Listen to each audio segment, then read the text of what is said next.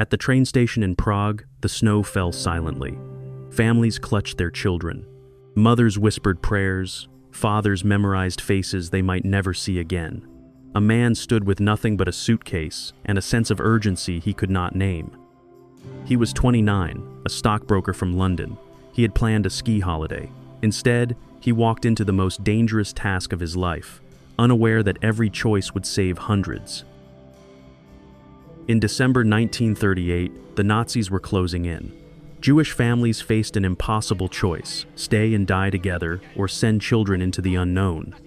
He saw their fear, and he decided he would not look away. He worked from a hotel room, armed with only a typewriter and a telephone. He recorded names, begged for homes, arranged trains. Homes were begged for, £50 promised for each child, a price almost too high until you imagine a mother's face when she learns her child may breathe another sunrise. 8 trains left Prague between March and August 1939.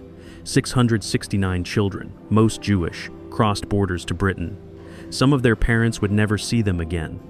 He bribed, persuaded, convinced strangers to care for children they had never met. And still, he remained quiet, almost invisible, as history happened around him. When war erupted, the last train was stopped. The rest of his life went unremarked. He returned to London, worked as a stockbroker, married, raised children, never speaking of what he had done. The scrapbook remained in the attic, names and faces waiting decades for recognition. In 1988, his wife found the scrapbook. The BBC called. He thought he was going to help trace families. Dozens of grown children stood before him, faces he had not seen in 50 years. Tears fell. They thanked him. He realized the magnitude of what he had done.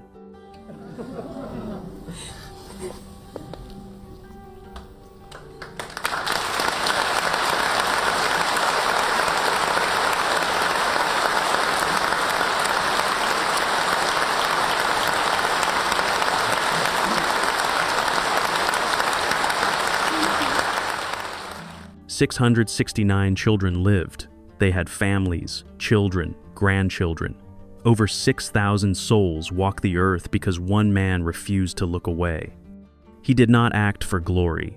He acted because indifference is the only true powerlessness. He never sought recognition.